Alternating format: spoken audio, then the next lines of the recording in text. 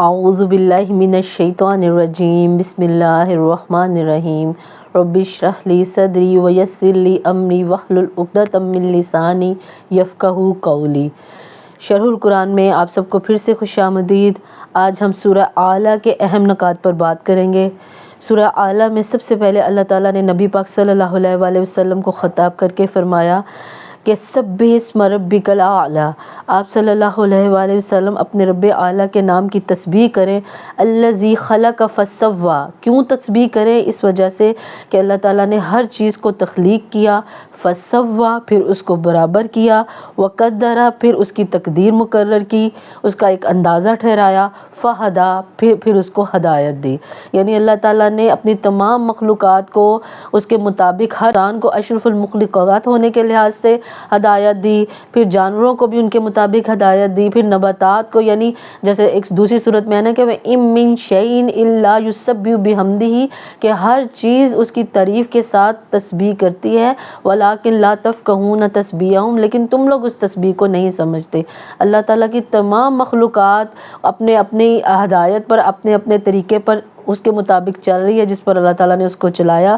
پھر اس کے بعد فرمایا والذی اخرج المرعى، وہی ہے جس نے چارہ اگایا، فجعلہ غثاء احوا، پھر اس کو سیاہ کوڑا کرکٹ بنا دیا۔ یعنی ان آیات کا مقصد یہ ہے کہ دیکھو دنیا کی حقیقت کیا ہے، کہ پہلے ایک چیز تر و تازہ نباتات کا معاملہ ہے، کس طرح تر و تازہ خوشگوار نظر آتی ہیں، پھر کس طرح سے ان کا جو آخری مرحلہ ہوتا ہے وہ ایک خس و خاشاک کی طرح جو ہے وہ پتے ہیں یا نباتات ہیں یا سبزی ہیں، کوئی بھی چیز ہے، وہ کس طرح جو ہے اس کا آخری، اور اسی طرح انسان کا بھی آخری انجام کیا ہوتا ہے کہ انسان پہلے جوانی میں کس طرح جو ہے وہ ایک صحت میں ہوتا ہے، طاقت میں ہوتا ہے، لیکن جب وہ بڑھاپے کی طرف چلا جاتا ہے تو اسفل سافلین میں چلا جاتا ہے، اس کی سوچ و سمجھ میں، اس کی سوچ اور سمجھ بھی ویسی نہیں رہتی جس طرح اس کی جوانی میں ہوتی ہے۔ اسی وجہ سے اس کو قرآن میں ارذل العمر کہا گیا کہ ایک نکمی عمر کو جو ہے وہ انسان جا پہنچتا ہے۔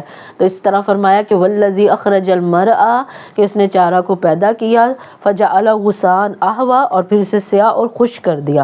پھر اس کے بعد آپ صلی اللہ علیہ وآلہ وسلم کو پھر سے خطاب کیا کہ سنقرئک فلا تنسى، ہم آپ صلی اللہ علیہ وسلم کو پڑھا دیں گے پھر آپ بھولیں گے نہیں۔ جب آپ صلی اللہ علیہ وآلہ وسلم پر وحی آتی تھی تو آپ صلی اللہ علیہ وسلم اس وحی کو اپنی زبان مبارک پر بار بار دہراتے تھے، یاد کرنے کی غرض سے کہ وہ یاد رہ جائے۔ تو پھر سورہ قیامہ میں ایک آیت آئی، لا تحرک بہ لسانک لتعجل بہ، اپنی زبان کو جلدی جلدی حرکت نہ دیں کہ جلدی جلدی اس کو یاد کرے۔ ان علینا جمعہ و قرآن، بے شک اس کا جمع قرآن کرنا اور اس کا پڑھانا ہمارے ذمہ ہے۔ فاذا قرأناہ فاتبع قرآنہ، جب ہم اس کو پڑھا رہے ہوں تو آپ صرف اس کے پڑھنے کی طرف دھیان دیں۔ ثم ان علینا بیانہ، پھر اس کو بیان کروانا ہمارے ذمہ ہے۔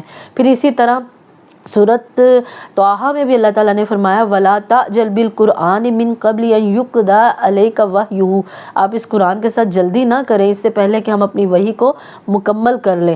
وَقُلْ رَبِّ زِدْنِي عِلْمًا، بس آپ ہم سے یہ دعا کریں کہ اے میرے رب مجھے علم میں زیادہ کر دے، میرے علم میں اضافہ کر دے۔ اور پھر یہاں پہ بھی فرمایا کہ سَنُقْرِئُكَ فَلَا تَنسَىٰ، ہم آپ کو پڑھوا دیں گے آپ بھولیں گے نہیں، یعنی آپ کو تسلی دی جا رہی ہے، آپ تسلی رکھیں۔ اس قرآن کو جمع کروانا، اس قرآن کو اپنے آپ کے سینے میں محفوظ کرنا اور پھر اس سے بیان کروانا، یہ سب ہمارے ذمہ ہے۔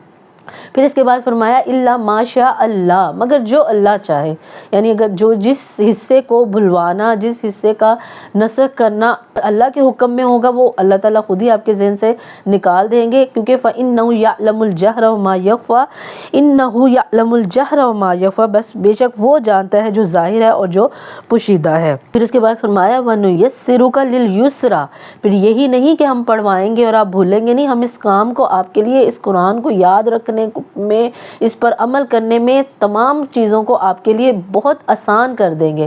اس لیے یہ سب تو ہم کریں گے، یعنی ہم آپ کو پڑھائیں گے بھی، پھر ہم اس کو آسان بھی کر دیں۔ پوائنٹ کے دوسرے حصے میں نبی پاک صلی اللہ علیہ وآلہ وسلم کو ان کی ذمہ داریاں گنوائی گئیں کہ آپ نے کیا کرنا ہے، فذکر، آپ نے نصیحت کرنی ہے۔ نصیحت کیوں کرنی ہے؟ ان نفعت الذکر، اگر نصیحت نفع دیتی ہے تو نصیحت ضرور کریں، اور اس نصیحت سے فائدہ کون اٹھائے گا؟ سیذکر من یخشی، جو اللہ سے ڈرتا ہوگا وہ ضرور اس نصیحت سے فائدہ اٹھائے گا، ویتجنبها الاشقی، اور اس سے منہ کون موڑے گا، اس سے پہلو تہی کون کرے گا؟ جو بدبخت ہوگا، اور اس کا ٹھکانہ کون سا ہوگا؟ الذی یصلی النار الکبریٰ، وہ بہت بڑی آگ میں داخل ہوگا، ثم لا یموت فیہا ولا یحییٰ، پھر نہ وہ اس میں مر سکے گا اور نہ اس میں جی سکے گا۔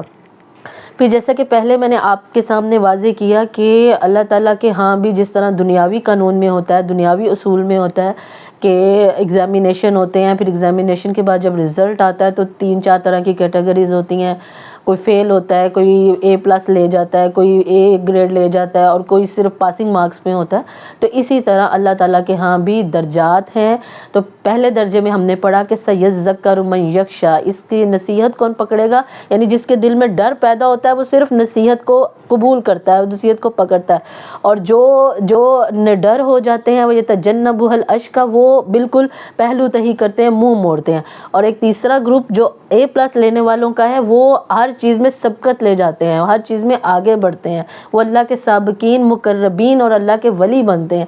تو ان کے بارے میں اللہ تعالیٰ نے اس صورت میں کس طرح سے بیان کیا کہ قد افلح من تزکا، یقیناً کامیاب کون ہوا جس نے اپنا تزکیہ کیا۔ یعنی یہاں پہ انہی مقربین خاص کو کس طرح سے پکارا گیا؟ ان کے تزکیے کے حوالے سے کہ وہ اپنا تزکیہ کرتے ہیں۔ قد افلح من تزکا وذکر اسم ربہ فصلی، اور دوسرا کام اس نے کیا کیا؟ اپنے رب کے نام کا ذکر کیا، فصلی، اور نماز ادا کی۔ وہ حدیث میں آتا ہے نا، اول ما یحاسب بہ العبد یوم القیامۃ الصلاۃ، کہ سب سے پہلے بندے سے جو ہے قیامت کے دن کس چیز کا حساب لیا جائے گا؟ نماز کا۔ فَإِن صَلُحَتْ صَلُحَ سَائِرُ عَمَلِهِ، اگر وہ ٹھیک ہوگی تو تمام اعمال ٹھیک ہوں گے۔ وَإِن فَسَدَتْ، اور اگر وہ خراب ہوئی، فَسَدَ سَائِرُ عَمَلِهِ، تو تمام اعمال جو ہیں وہ خراب ہو جائیں گے۔ تو اس لیے یہاں پہ فرمایا کہ قد افلح من تزکا، سب سے پہلے اس نے اپنا تزکیہ کیا، وذکر اسم ربہ، اپنے رب کے نام کا ذکر کیا، فصلی، اور نماز کو ادا کیا۔ لیکن آگے فرما دیا کہ بل تؤثرون الحیات الدنیا، یعنی ایسا کرنے والے لوگ بہت کم پائے جاتے ہیں۔ فرمایا بلکہ تم لوگ کس چیز کو ترجیح دیتے ہو؟ دنیا کی زندگی کو۔ بلکہ انسان نے کس چیز کو ترجیح دی؟ دنیا کی زندگی کو۔ اور اللہ تعالیٰ فرماتے ہیں والآخرۃ خیر وابقیٰ، لیکن آخرت جو ہے وہ بہتر بھی ہے اور باقی بھی رہنے والی ہے۔ اور یہ سب کچھ صرف قرآن میں نہیں بتایا جا رہا، آگے فرمایا ان ھذا لفی الصحف الاولیٰ، یہ سب کچھ جو ہے وہ پہلے صحیفوں میں بھی بیان کیا گیا۔ کون سے صحیفوں میں؟ صحف ابراہیم و موسیٰ، حضرت ابراہیم علیہ السلام کے صحیفوں میں بھی اور حضرت موسیٰ علیہ السلام کے صحیفوں میں بھی۔ تو سورہ اعلیٰ بھی اپنے اختتام کو پہنچی۔ سورہ اعلیٰ کے بعد انشاءاللہ تعالیٰ اگلی ویڈیو میں ہم سورہ غاشیہ پہ بات کریں گے، اور ہمارا جو 30واں پارہ ہے وہ اللہ تعالیٰ کے فضل و کرم سے نصف تک جو ہے وہ پہنچ گیا۔ تو انشاءاللہ تعالیٰ ہم اسی طرح اگر چلتے جائیں گے تو انشاءاللہ تعالیٰ اللہ تعالیٰ ہمیں کامیابی کے ساتھ اس پارے کو مکمل کرنے کی توفیق عطا کرے گا۔ آج کے لیے اتنا ہی، اللہ حافظ۔